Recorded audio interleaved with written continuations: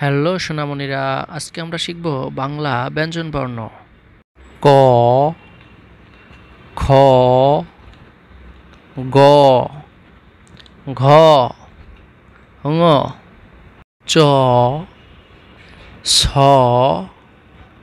বর্গীয় জ, ঝ, ম, ট, ঠ, ড, ঢ, মূর্ধন্য ত, থ,